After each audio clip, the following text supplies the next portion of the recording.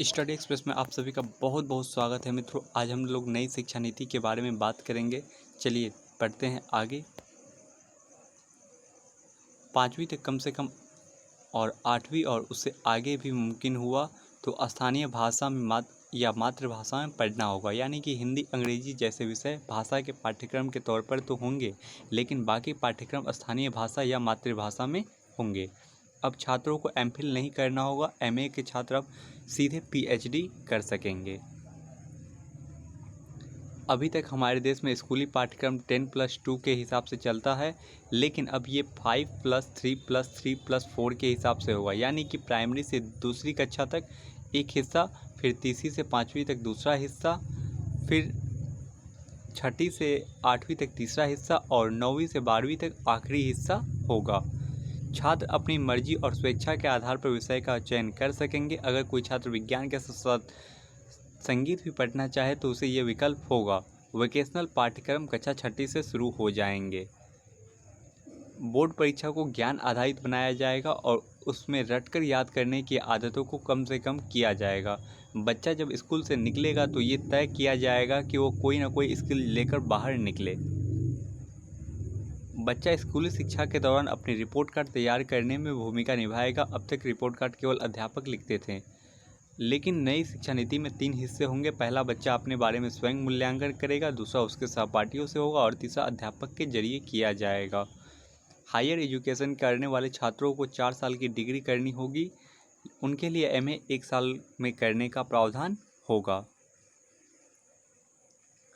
Graduate course में अब 1 साल पर सर्टिफिकेट, 2 साल पर डिप्लोमा, 3 साल पर डिग्री मिलेगी। अब कॉलेज की डिग्री 3 और 4 साल दोनों की होगी। 3 साल की डिग्री उन छात्रों के लिए जिन्हें हायर एजुकेशन नहीं करना है। यहाँ पे ध्यान रखिएगा दोस्तों, ग्रेजुएट कोर्स में अब 1 साल पर सर्टिफिकेट प्रदान किया जाएगा, 2 साल पर डिप्लोमा, 3 साल पर डिग्री तथा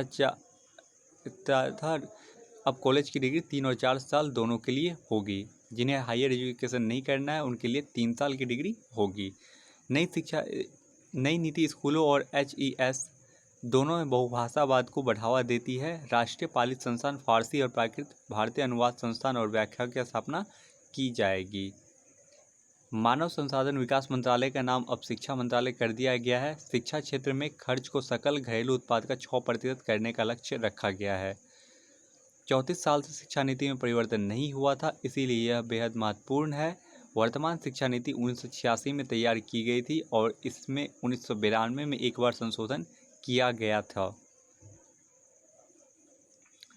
शिक्षक शिक्षा के पाठ्यक्रम के भी 11 साल हो गए हैं, इसमें भी सुधार होगा।